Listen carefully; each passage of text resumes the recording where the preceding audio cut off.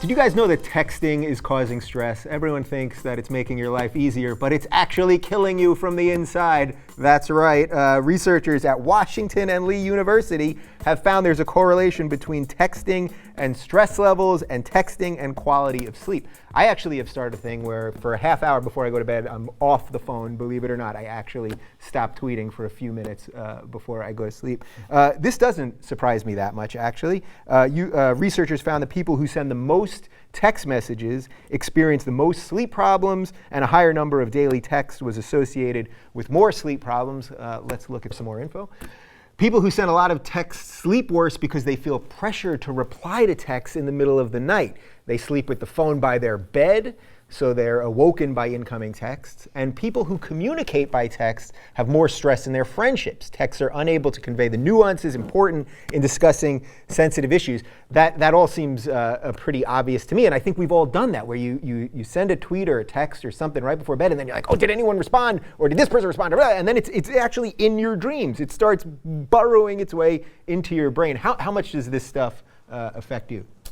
I think it came to me at a point later in my life where I don't think about it when I sleep. I can still get kind of grumpy and farty about some things to pull me out of it, but there's times when I realize I am reshaping the musculature of both my hands. Yeah. And the thumb, as opposable as it is supposed to be, was never meant to do micro work like this. And Cameron Diaz on the set of Bad Teacher showed me a trick for texting thumb. You take your finger here and you take your hand here, you go click, and you push back like that, and it pops the bone back, and it feels like neck crack good in your hand.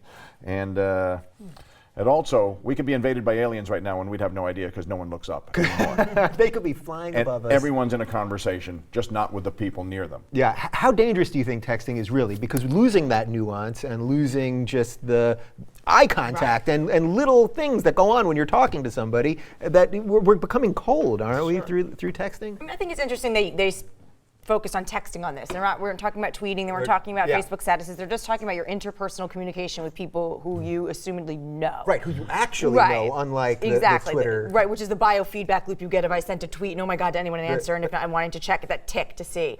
So I think with this, it's interesting because it's a chicken or egg situation. Were these the same type of people that before texting were the type of people that had to have their boyfriend call them in the middle of the night to let them know they were home? Are these the people that are already worried about where their children are constantly? Are these people going to be consistently feel the need to be connected or need to know what's going on with everyone in their social circle anyway? Or are these just stressful people that would be stressing about what to have for breakfast tomorrow, what to wear? It's just replacement stress of am I getting a text or not? So I think in this situation, texting, you can say that this makes you more miserable, and they may have isolated to texting, but I'd like to see the other habits of these people or what they did before texting existed that probably kept them up at night anyway. Yeah. There's got to be some sort of correlation between people that can't sleep because of worry and anxiety and people that are consistently texting. But the young kids, I'd love to see the ages on this, because if it's kids that didn't have anything before texting, it would be interesting to see if this is a new stress in their life. Right. So is part of the problem here also that that you're willing to say things on text that you wouldn't say to someone in person, you know what I mean? Because of you losing all that nuance, you can be more direct. That's why I have a general thing, like I only text really for directions, or I'm standing on this corner, come meet me, or something, like I don't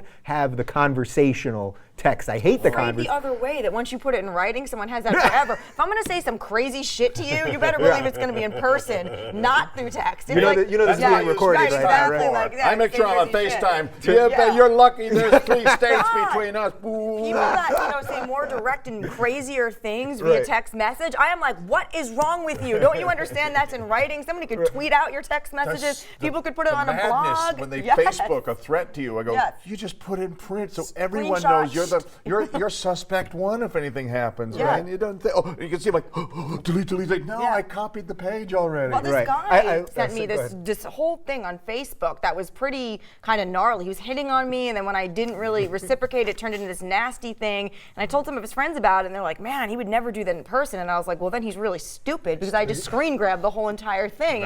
In 1 second, it could be everywhere. I didn't, bones there. I didn't do it because I was like, gosh, I don't want to be involved in this. But I mean, wouldn't you say, to me that doesn't make any sense. If you're going to say something in person, then you'd be crazy. Right. So there's a little of this that none of us grew up on this. We're not 14. And when I was reading this article, I kept thinking of that scene in Downton Abbey where the Dowager Countess sees electricity for the first time. The light turns on and she freaks out like this. Is a little bit of that with us because we didn't grow up on it. So there's this inherent fear of new things, even though everyone has new things when they grow up, and it usually doesn't destroy the generation. Life just keeps rolling on, right? Those jalopies are spooking the horses. It's kind of like that. People said television is ruining society because everyone's parked in front of the boob tube and you're on your TV, and now people are parked in front of the YouTube and they're watching their computer, and then people are parked in front of their phone and their text messaging. So every generation has their Elvis or has their this thing is too wild for us or too damaging for us. And then who knows? Maybe later you're playing with your hologram is so dangerous because you don't have any real friends. Everything progresses to different stages. Looking forward to that. And not to totally blow your mind, folks, but we are taping this at YouTube, and you're watching on YouTube. Whoa, that's nuts. Hey guys, the Rubin Report is brought to you by Coupaw.com. They've got 75% off dog and cat chews, toys, accessories, home goods, and more. Use code RR for 20% off your next purchase. The link is right down there.